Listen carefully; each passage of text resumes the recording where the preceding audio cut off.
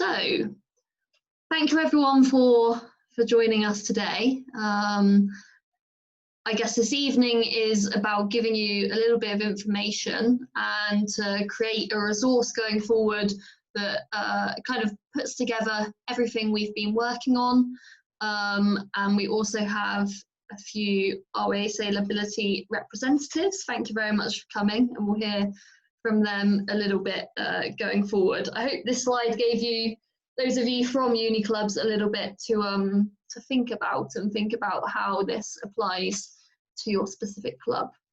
So just to go through what we are going to cover in this webinar. Firstly, I'm just going to go through, I guess, how this partnership with RWA Sailability came about, the current data we have on how many university sailors there are with disabilities, and I guess what our plans are moving forward. And then we have Joff McGill, who is going to speak a little bit more about who RWA Sailability are and what they're aiming to do now and moving forward.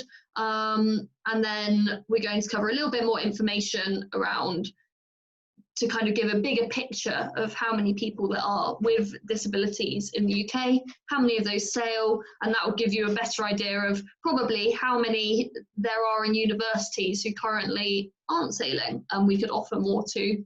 And then we'll move on by going into the opportunities that can be offered, what support we can give, and then a few questions which I've been given already, and if anyone on the call has questions, we can ask them to myself and probably more to our RWA Sailability experts on the call.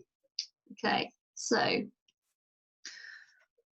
this year we included a question in our annual membership survey to find out how many sailors there are in university sailing clubs who have disabilities.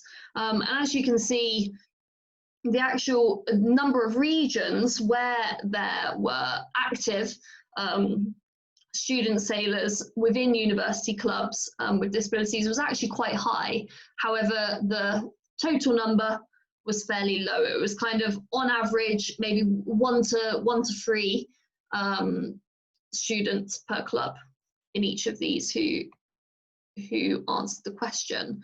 So I guess moving forward, my aim as chair of BUSA, it has been to work with RWA Sailability to increase what we can offer as an association, and I guess almost more importantly, provide resource and provide expertise to help university sailing clubs going forward to one, become more inclusive as a club, two, to learn about what volunteering opportunities there are within RWA Sailability, and then also to kind of put those things together and think about the number of sailability clubs there are, and if we can offer more to our members, even if it isn't our actual university club that can provide the opportunity to go sailing, and that will vary club to club.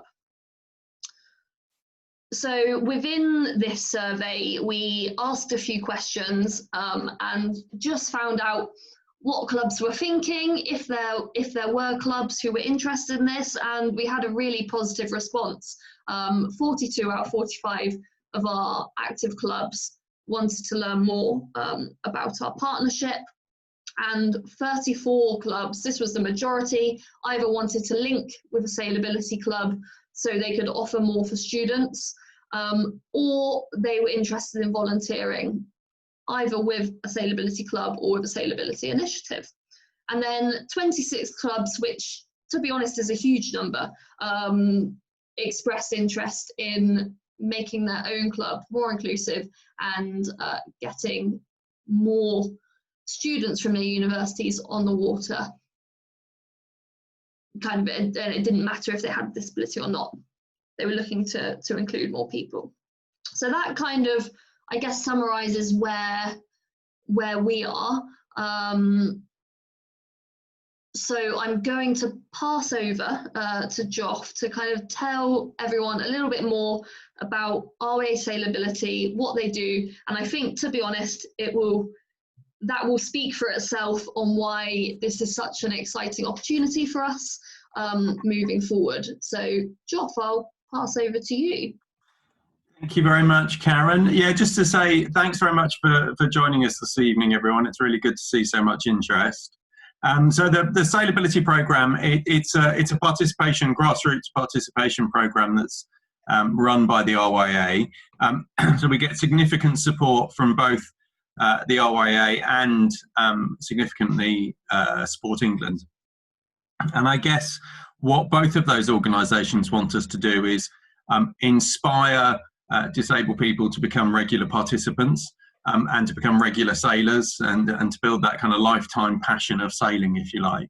And certainly from Sport England's perspective, encourage people who are currently less than active or who face lots of barriers to becoming active and all of the benefits that we know come from being physically active, to encourage as many people to become as active as possible. And we know from insight and research that disabled people are twice as likely to be inactive as non-disabled people. And we know through our own work that the Sailability Programme can get lots of disabled people on the water, and therefore will be reaching a significant number of people who would be inactive were it not for their sailing. So that's kind of overall what the programme's about. We've got some delivery principles that are really important to us. Ultimately, sailing in whatever, or boating in whatever form you want to enjoy it, whether that's racing around in dinghies, sailing in bigger boats, cruising on the inland waterways, you name it, it happens out there. We want to, everyone needs to have a good time. They need to enjoy themselves. It needs to be fun, and they need to feel really welcomed to what's going on. Part of that feeling welcomed is that they feel safe and they have a good experience each and every time. So, they feel safe, and if they don't feel safe or they're worried about something, they can raise their concerns, and those concerns get taken seriously. So that's another of those delivery principles. I mentioned that disabled people will face lots of barriers to taking part, so they need to feel able to take part. And there's lots in that. There's lots around, having the right conversations with people to identify the support they need, finding out what their motivations and aspirations are. But they need, overall, they need to feel able to take part. So it needs to be kind of an open and inclusive experience for them. I guess everyone sitting on this webinar gets an awful lot out of their sailing and their boating. So we know it's, we know the benefits. And there, again, there's loads of research that says being active is good for you. Being active outside is even better for you. And if you're really lucky, you're active outside and you're either near or on the water, and there's some evidence that that's the best of the lot, really. So we know that there are lots of benefits, and we know that it increases activity. We know that it improves well-being. It is ultimately a massively sociable activity that's massively challenged in these current times. So while some people are able to get back on the water during COVID, it's perhaps a less social experience than it has been in the past, and people are definitely commenting on that. And of course, you learn all sorts of new skills, whether those might be sailing skills, but it might be the confidence and skills that you can transfer into other walks of your life. So we know that there are massive benefits to people taking part, but there are some barriers as well, and those barriers are people not realising that sailing was something that they could do or get a lot out of, or they could enjoy. So there's something about us as providers of those sailing experiences being able to say, actually, we can make this work, and here's what it's like, and here's some ideas that might inspire you to jump on a boat for the first time. The person themselves or people around them may have some of those safety concerns. They're not seeing, say, sailing or boating as a safe activity, so we need to do some work to address those. People might not realise where they can do it. They might not realise quite how easy it is to find somewhere relatively close by where they can jump on the water. So certainly, as you all start to think about how can we get some disabled students from universities more involved in our sailing clubs, those are some of some of the benefits you can talk about, and some of the barriers you might want to think about. How can we overcome some of those? I think, Karen, that's probably all I want to say, unless there are any questions. That's great. We'll leave questions for the end if that's all right. That's fine, yeah. I'm sure there will be some. If you wouldn't mind just running us through the next 2 slides, I'll just show you quickly. We thought we'd focus on the East and the Midlands. The reason being the East is our newest BUSA region, so it's nice to see what you do there. And then I noticed the Midlands is your largest area. So if you just want to talk us through these 2 slides, that would be brilliant, Geoff. Yeah, of course I can. So, I mean, what these slides really show is they kind of show where the sailability venues are, so people who are running some sort of activity for disabled people on the water. What we know, there's a long list in the East. There's a huge variety and a huge diversity from around the types of activities. Now, some of those are just sailing clubs who will include disabled people in their activity and their membership. Some of them are specialist organisations or charities whose sole purpose is to run disabled sailing or activities for disabled people, and some of them are sailability groups that have been set up specifically to run the sailability program. There are, I can see inland waterways in there, I can see big boat operators, I can see lots of dinghies stuff, I can see plenty of people who go out and do power boating. So there's a real diversity around there. And I guess what that means is that there are somewhere there's the right club for you to hook up with in terms of getting people on the water, and there's definitely somewhere out there for you all to go and volunteer and offer your skills to, and your knowledge and your insight to. What we also know, what the other stats up there show is that I guess it's insight for us as a team really. There are lots of disabled people living in the East region of the country, and we know that lots of them are sadly, inactive. So it's kind of, where is our target audience out there? But I'm absolutely sure there will be lots of disabled people at some of the universities in the region as well. So there's plenty of scope to get people on the water. And I suspect the Midlands slide says something very similar. Yes. So again, it does, a broad range of providers again. Obviously, it's Brett's on the call, so he's much better at talking about this region than I am. There's a fair few inland water, inland reservoirs and lakes. Not so much coastal sailing in his region, but again, a huge variety and diversity of organisations down there, from sailing clubs to activity centres to kind of commercial organisations, school sailing associations, and all that. So that again, that huge diversity.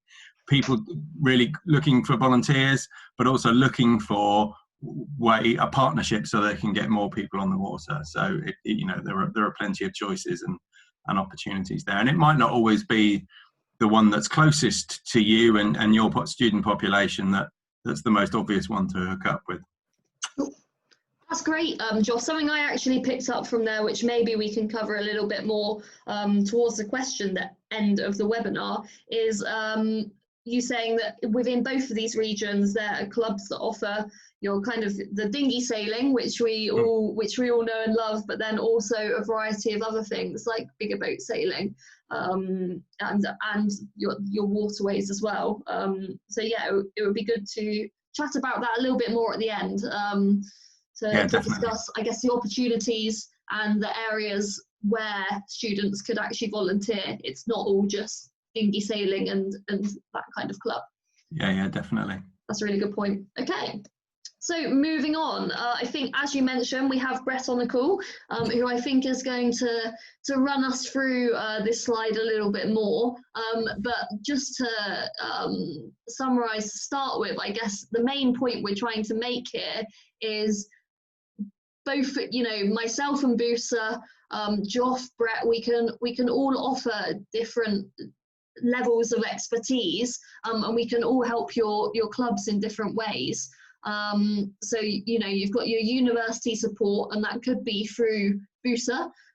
It could also be through your actual students' union. Almost every, if not every, student union has a disability officer, and I would imagine, I would be very sure, would be very happy to promote your opportunities and your club to new students with disabilities coming in.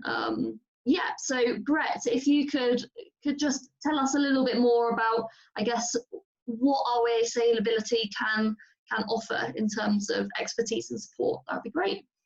Yeah, so thanks everyone, evening everyone. You can see from the slide we've got kind of 5 of us that are known as the Disability Development Officers within our RWA regions, and within those regions, those DDOs have a kind of wealth of experience of obviously what's going on in the region, but also the different ways that the opportunities on the water are delivered. So they're the kind of real key points of contact. I think one thing to note that myself and Karen came across quite early in our first conversations were that our RWA regions are quite different to your BUSA regions. Yes. So there is, correct me if I'm wrong, Karen, there's a spreadsheet that will be sent out, and actually what might be in the Midlands might overlap with the East, for example. So it's worth just checking your university club against who the correct disability development officer is. So there'll be a bit of an overlap there. But we're there to support, we're there to kind of either connect you to a site or with you in developing the opportunities you can give to the students. We've got Leon Ward on the call, who looks after our disability awareness training side of things. So it's, or pre-COVID, it was a day's course that we could come in and deliver and kind of talk around how to approach people with disabilities, how to work and better understand what their needs are and make it a good experience for them. So that's something that we're looking to deliver, or are delivering in a slightly different way at the moment, obviously due to COVID, but there's those opportunities as well. So disability awareness training with opportunities to then lead either into that knowledge, into your sailing or into your volunteering. The HANSA class. So there are other class associations out there. There's HANSA, there's the Challengers and the 2.4 fleets as well. Predominantly as a disability boat, but that's not what it always used for. The HANSA class is really strong in supporting us. They've got their chairman, Dave Durston. Excuse me. They have a number, if you're into your racing, a number of TT events. So that's their race series around the country. That you can get involved with or get support with, or even run an event and support. And recently the HANSA class has also acquired a brand new van with six boats on the trailer, which is a huge asset to them and us, if I'm honest, to help support activity and introduce new people to the sailing. It's probably worth mentioning there, Brett, our opportunity with our BUSA Bucks Fleet Racing Championships, and us using that trailer and that amazing opportunity to have 6 boats. Yeah. So originally our conversation started around the team racing opportunities, and that trailer didn't exist, but obviously that trailer's come into play now. And for those of you that aren't aware, we run what's called a multi-class event, which is kind of our national event in the summer. It's a big gathering of everybody in every class. And we experimented last year with some team racing, which was received really well. And I know Karen and a number of other people have been exploring how we can actually turn or operate some team racing within the universities using something like the HANSA fleet. So that's something that we're working on. We're looking at running, hopefully in the future, a separate team racing kind of championship around the HANSA fleet, and offering training opportunities for the sailors around every region to come and have a go at the team racing and get involved. Yeah, I think that's great. Yeah, I think that's most things. I don't know if I know Leon and Sarah are on the call. I don't know if you just wanted to introduce yourself, pop your video on, just so people could see what your face is, who they're speaking to going forward. That'd be brilliant. Well, I can unmute myself. I'm just going to work out how I take. fine. Hi everyone. Right, I'm Sarah, so I'm Sarah Sibley, so I work for London and the South East area, so I know that overlaps with quite a few different areas as well, but predominantly anything London, Kent, Surrey, Sussex and Berkshire is kind of like my area with it. We've got a really good diversity of sites, quite a bit of activity already going on as well, and I'm really keen to kind of support anything that anybody would like to have a try, develop, and look at what we can do. So I'm really keen to have any conversations and support where we can make things happen, that work with you guys and what your needs are. So yes, that's me. Thank you. Hi, I'm Leon. Brett's already talked about my role with disability awareness training, so I lead on that and training our instructors to developing the courses. And I also look after the South and Southwest regions, so that's everywhere from sort of Penzance to Milton Keynes. And I already have quite a few clubs I work with where I know the universities are operating there, places like Chew Valley in the Southwest, where you've got various universities operating there with strong sailability links. So anything I can do to help. Brilliant, thank you, Leon. That's really useful, and I'm sure we'll come to you to speak to you about the training opportunities as well, as that's really valuable, and I'm sure something which many university students would value as well, going forward to help support their clubs. Great. So let me just, there we go. So just to go through, I guess, our main opportunities. I think the main three areas which these kind of cover are, and we've both myself, Brett and Joff have all mentioned these. I guess the first one is making your club, your specific university sailing club, more inclusive and being able to offer more for students who want to join. That's our kind of our first avenue. The second avenue is the focus on getting more students with disabilities into sailing, and that may not necessarily be through your own club if your own club doesn't have the facilities yet to support that. It may be through linking with a local sailability club and linking with your relevant disability development officer. The approach may differ there depending on your club, but I would suggest the first step is to have a look at my email I'm going to send tomorrow, and on there will be the spreadsheet which Brett mentioned. You can find out who your disability development officer is, their email will be on there, contact them, and then they'll probably be able to guide you, to the best route. And then I guess the third area is volunteering, volunteering and learning, and there are a variety of different ways you can do that. So just to go through these points, I think the first one is, I think this partnership is so exciting because all of the university clubs, you guys, you now have access to this huge expanse of expertise, resources, like Leon was saying, the training which has been developed so it can still happen despite COVID, training and also just support to get something going. And even if it's only small this year, if you make small steps every year, in 5 years' time, you'll be a much more inclusive club, which is brilliant. So if you're on a committee, really have a think about that. The next point is, as I said, volunteering with your local sailability club and their sessions. As Brett said, and I also would fully attest, I would not see any sailability club turning your support away, especially as we're starting to look at this new discipline, which is team racing. So you guys have that expertise and can bring that to the club, and then they can give something back, because they can give you some more support on delivering those sessions to a wide variety of people. The next opportunity, as Brett briefly mentioned, is we are next year looking at creating, I guess, a variety of camps, we call them, but team racing weekends, just to introduce people all over the country to team racing, and that will culminate in team racing championships, as we discussed.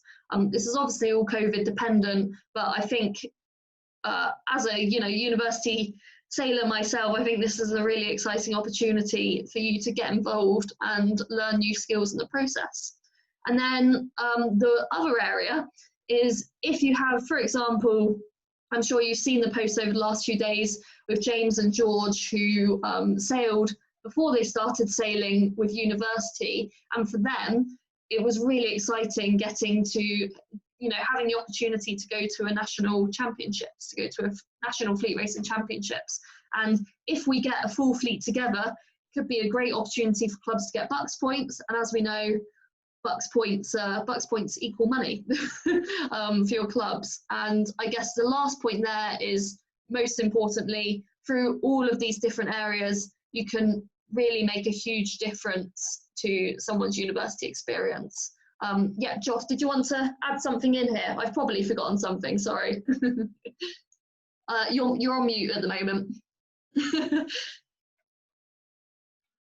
I was going to, you know, Brett and Sarah and Leon will know much more about this than I will, but I was just going to draw out the point that, you know, I talked about that diversity of types of sailability venues up and down the country. There's also that huge diversity in the people who go, the disabled people who go sailing. So, you know, whatever your sailing clubs will all have people of university age, but our sailability groups are people of every single age you can imagine going sailing, every type of impairment type and disability, lots of long-term health conditions. So, you know, it really doesn't.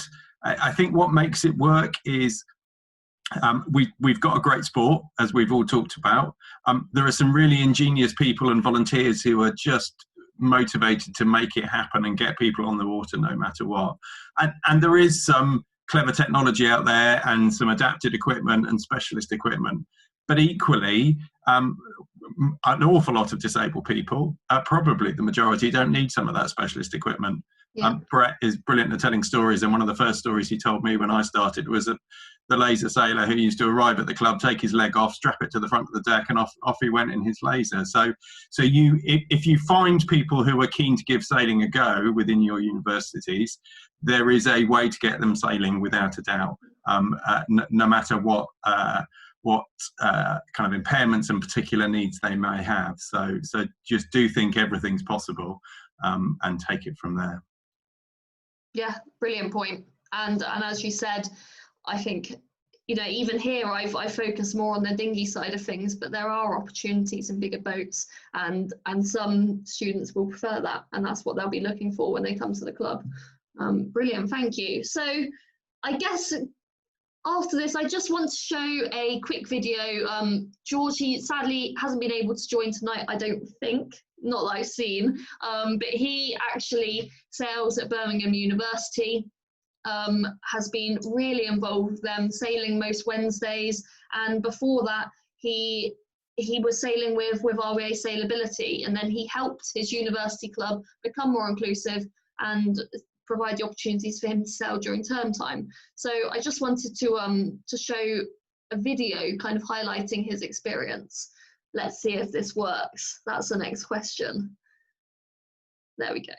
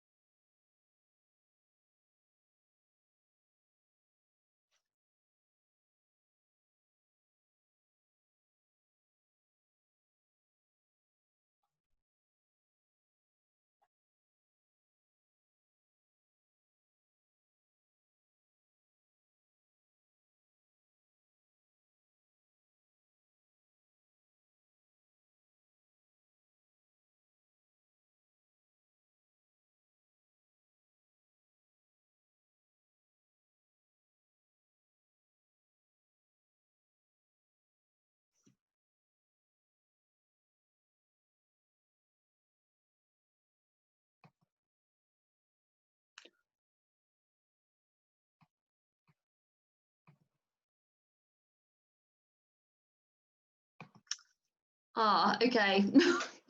I didn't realise. Okay. On my screen it's saying there is, so maybe that's not going to work. Karen, I think sound videos and Zoom and some of these other platforms is really tricky. Okay, well, we saw the visuals there. That Exactly. Every picture tells a story. A lovely visual overview.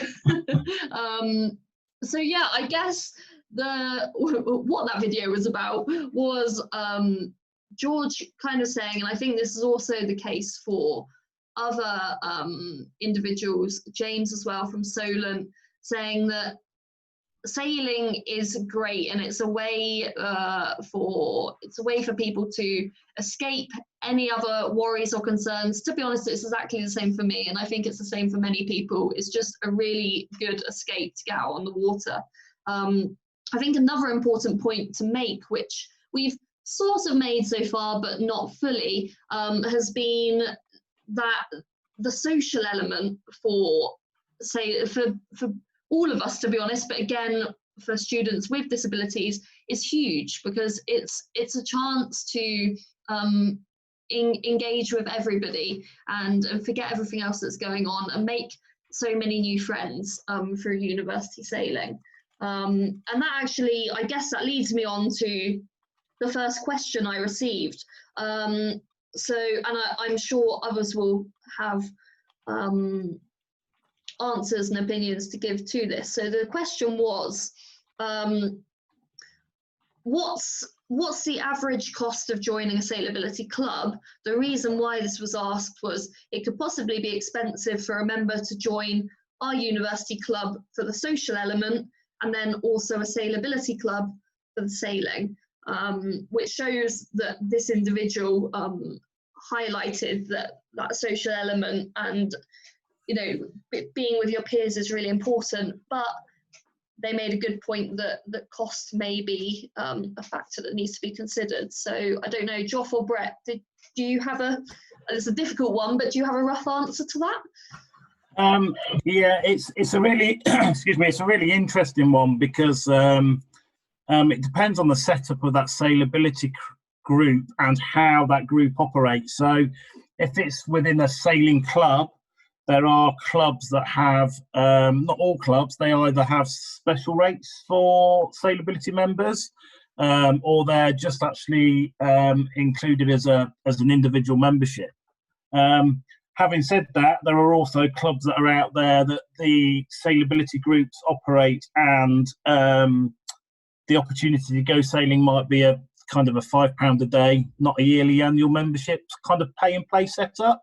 And there's other number of different ways that they're set up. So the DDOs, the Disability Development Officers, have a good amount of knowledge on how each site is set up and where those opportunities are. So it really depends on what sort of sailing you want to do, what sort of opportunities you want to do, and what's in your area. There's not, unfortunately, a straightforward £40 a year or £200 a year answer. It's very mixed in the way that they're set up as charities, trusts or clubs. I think Brett's absolutely right there. I would say that on the whole, we are about as far from the elite end of the sport as you could possibly imagine, and there's some ridiculously good value sailing out there. When I chat to some of the people running the clubs and groups, I kind of often say, you really undervalue yourself. You could probably get away with charging a bit more for what you offer, because I think everyone who does it because of that passion for getting people on the water. So they want to keep those barriers as low as possible. Is partly what I would say the ethos is. So I absolutely get that may be a barrier for some people, but I think the sailability groups try and keep those costs as low as possible, and there is some ridiculously good value sailing out there. Great, thank you. And that kind of leads on to the next question. Was someone else asked, so I guess it's similar. So for university sailing, quite often we have taster sessions at the start of the year. So you can try it out and then decide, is this for me? Do I want to pay the membership? Do I want to continue? So they asked, can you kind of trial, or can you trial join a sailability club? Is that an option? Go on, Brett. Yeah. Pretty much all the sites have an opportunity to go and try the equipment. and that can either be a kind of a set up specific taster day, or just picking up the phone and having that conversation about what you want to try. And they're all really willing to get you on the water, give it a go, and kind of walk you through kind of what facilities and options they've got on boats and equipment. And that's a really good way of getting into it. And again, if you're not too sure where to start, if you suddenly look at the list and there's 20 odd clubs in your region, the disability development officers can have a chat with the individual or the people involved and guide you to the best fit venue. It's probably the best way of describing it. And I think that would be, it's a really nice place to start, as Brett said, and it would be a really nice place to start for any kind of partnership between a university sailing club and a local sailability group, because people, we all want to go sailing with people like us, don't we? We look, is this the place for me? So actually, if there's a tri-sailing day for people from the university at a particular place, it's more likely to be successful, I think, because you can go along as a group and you're sailing with your peers and your fellow students, but you're also experiencing the new place together. So that would be quite a nice joint first step to do. Really good idea. I'll take a note down. We can discuss that after. Great idea. The other one, Karen, was it is that it might be actually that they're not a sailability site, that you maybe already have that activity and they want to grow that activity. So we're more than happy to obviously support that and guide that as well. They might be delivering activity. We have some venues that kind of don't realise they tick the sailability box, but we can give that additional support if needed. So it's not always just about being a sailability site. Can I just add on to that as well? Yeah, definitely. In London, particularly in London and the southeast area that I've got, predominantly a lot of it is pay and play. So initially it would set up on that form and then look at how it would work for people, and that would mean they can access what they need through that option, and then find your way from there, really. So yeah, it's quite a lot of the sites in my area are set up that way. Brilliant, that's really useful. Thank you, Sarah. Great. And then the last, I guess, main question I was asked was, a club said, we'd love to do more, but we just don't have the numbers yet. Do you have any tips? So I guess for me to mention to start with, I think I added this to the end of the presentation. So I've been having a think about, because this is a really important point, and I know myself and Brett have discussed this at quite some length, how we get more students at universities involved, and potentially something I think is worth trying is I've put together this little infographic which kind of covers most of our opportunities, which we've spoken about, and if you gave this to your disability officer at your university, from speaking to disability officers at the universities I've been at, they mostly will have a mailing list, or they will know how to get that information out to individuals in their clubs and in the university and those joining. So that may be one way to do that. I don't know, Joff and Brett, if you have any other advice. But some advice and some, we can definitely help. So we've got lots of images, we've got some of the videos that you've seen, and there's a few others as well. So I think, broadly, the sailors telling their own story is the easiest way to inspire other people to think, oh, that actually could be me. I could be doing that. I think sometimes when you're putting promotional material together to get across what your sailing club does and who it could be for, people get really hooked up on some of the language that you should or shouldn't use. And actually, you don't necessarily have to talk about. You can just talk about sailing. The image down there of someone in a wheelchair and sailing tells 1,000 words in terms of who the activity is for. So actually using imagery and video that shows people with disabilities and that can get across who you're for. And don't be afraid to use a bit of humour. Some of the messaging that we found has been really successful. Little posters like, they told me I'd never walk again, but they didn't mention sailing, and a picture of someone wheeling himself down to his boat. So actually using a bit of humour, it can be really, really important. And then all those things about just reassuring people that you can make it work and that you will listen to what that person needs and the support they need to get them on the water, and that you'll do that in a kind of safe and secure, private way. So just giving people that reassurance that they're going to have a good time is also another really important part of it. Great, thanks. Let's just have a look. The message come up on the chat. So Helen from Birmingham, I believe, has asked whether Bucks points will be directly linked to the Hansas or part of the wider fleet, and also whether there's any more information about Hansa team sailing, as we're quite keen to get involved. So regarding Bucks points, that's an ongoing discussion, but we were thinking that Hansas would be linked to the slow handicap, so they'd be part of that fleet. But to be honest, I mean, Helen, we haven't actually had that conversation with Bucks. So potentially, if we said, you know, we're creating this fleet that's going to be more inclusive, potentially they'd be keen to support that through Bucks points. So I think I'll ask that question and I'll get back to you. I'm not too sure what you meant by Hansa team sailing. I don't know if that was Hansa team racing. I think you're on the call, so maybe you just want to explain that quickly.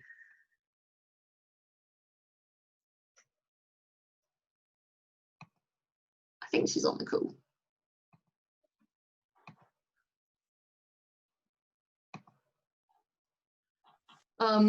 Yeah, Helen, can you hear us? Okay, so I guess if we're talking about team racing, the current idea, we're still in the planning stages of this, but as Brett said, this was trialled at the multi-class regatta last year, and the way we see at the moment university sailors being involved initially would be supporting these team race kind of training camps with that team racing expertise. But if you have a university sailor who, for example, George at Birmingham, if he was interested in getting involved with that, I don't think there would be anything stopping him. And I think even university sailors who haven't got involved with ROA sailability yet, this is a great opportunity for them to get involved, because they can combine the team racing and also this sailability initiative. That probably wasn't very clear at all, I think. So apart from, so on the team racing thing, Helen, I would just say Brett meet Helen, Helen meet Brett. I'm sure there's some stuff you can come up with there. Great. And then I guess just Joff, I know we said we'd come back to it, if you could just say a little bit more about the opportunities within ROA sailability that are away from your standard dinghy racing. What other opportunities are there for sailors? Oh, there are as many different types of sailing going on. So what did I notice? There's all sorts of activity sort of drifting around the Broads. The Nancy Oldfield Trust have got, I guess, a few, not so many, but a few of the sailability venues have got accommodation. The Nancy Oldfield Trust is one of those. So they've got all sorts of different types of boats to drift around the Broads on. There are, a number of the big sail training organisations are part of the sailability programme, so there are lots of different opportunities on big boat providers. There are some specially adapted catamaran that operates out of Gosport, for example, that is entirely wheelchair accessible, in terms of pretty much everything you would want to do on the boat you can do from a wheelchair. So there's lots of power boating opportunities, pretty much any type of boat that you can think of. At our own annual regatta that we do some, keelboat league style racing that people get involved in. So there really is just pretty much every opportunity you can think of. And I guess the way to kind of find out what suits you best, Joff, would be going through your disability development officer in your region, wouldn't it? Yeah, and find out what the opportunities are, both locally but also slightly further afield if that's what you fancy doing. But yeah, great. Beth has just asked a question on the chat. She's asked, is it possible to hire equipment from ROA Sailability, like boats, etc., or is it best to go to the club that has the equipment. I'm assuming this is if the University Sailing Club isn't at a club that does have that equipment. It's not impossible. So I think the 6-boat trailer that the Hansa Class Association have got is probably a really, really good start point, because that's exactly why they've made that available, just to give people access to boats that might need it on that temporary basis. So that's possible. We certainly have seen clubs support activity at a venue nearby by lending equipment. It comes with its own complexities, if not. Notwithstanding all the logistics, which are hard enough and sometimes get in the way. So it's not impossible. It can be a bit of a challenge. Brett, do you want to add anything to that? Yeah, I was just going to add that we've got Steve Sawford at Sawford Marine as well. He's the importer of the Hansa, specifically the Hansa. He's really good at loaning. If you're just looking to try a boat like a Hansa, he's really good at loaning boats out for that. He's also got H pontoons and things like that you can try with hoists. So he's a good source of, can we try it and see if it works for us at our venue. And then there's the other class association, so the 2.4 class. There was the video with Jazz. There's a charity link to the chairperson of the 2.4 class. He's pretty good at loaning boats out. And the Challenger class, the catamaran class, they have a lease scheme, which I've never seen anyone pay for yet. It's just a bit of a paperwork exercise and making sure the boat comes back in a good condition. They've they've also got boats on loan as well. So again, we can signpost people to that if there's particular stuff that they're interested in. There are people out there to help. Yeah, and if you're in the northwest region as well, our colleague James Wilden's got access to 2 RYA-owned Hansas that he can get places. Great. So I think probably, Beth, the way to go there is if you contact me after this, and I'll put you in touch with Brett and put you in touch with the right person. Yeah. So does anyone else have any other questions who's on the call that we haven't covered already?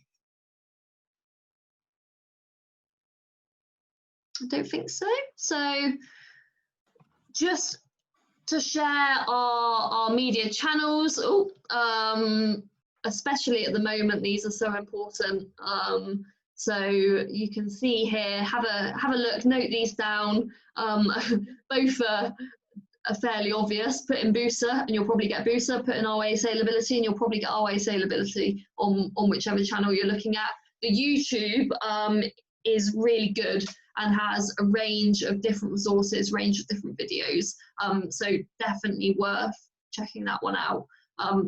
Very happy to send any of these links across to anyone who would like them. But I suggest just after this call, having a little browse of what's there. And we'll be collating all of this information and all the information we've been sharing over the week in an email and in a website article tomorrow. RYA Sailability will also be putting together some information, and then from there we'll just kind of go from there. So it'll be a case of finding your club on the spreadsheet, which will be sent tomorrow, getting in touch with your local disability development officer. Joff, you've been working on a sign up sort of scheme, haven't you? Yeah. So you know, once you've chatted to you know, Brett, Sarah, Leon, or other colleagues around the regions and worked out this is something you want to do, that you know, the next obvious step will be just for the sailing club, the University Sailing Club, to join the program, and that just gives you access to everything we've got. And we're just in the process of you know, lots of our volunteers are should we say people who've got time on their hands and at the other end of the age scale. So the pressure to put something online has been slower than it might be. So we're just putting that sign up form online just to make it really easy to complete. And as soon as that's live, we'll let you know and let you have that link. So if you want to join. Brilliant. And I think most of this kind of initial information, the detail will probably be by email. So if anyone hasn't been receiving emails over the summer, let myself know or let Hannah know at busasec@gmail.com. Had to think about that one. And then yeah, really we'll go from there. So I hope this has been informative for everyone. Thank you for coming, and I'll make sure this is recorded so you can share this and have a look at your leisure. I know it's a Thursday evening, which isn't the best for everyone, so we'll make sure this information gets out. And I think the initial information and data we got from the development survey we did was really promising, and it showed so many clubs who had an interest in one area of you know, this partnership, and it would be great to take that forward. So yeah, I think that's everything. Thank you everyone for joining. Thank you especially to those of you from the RWA. It's been lovely of you to give up your time to give us a bit more insight, and I'm sure lots of universities will be in contact with you soon.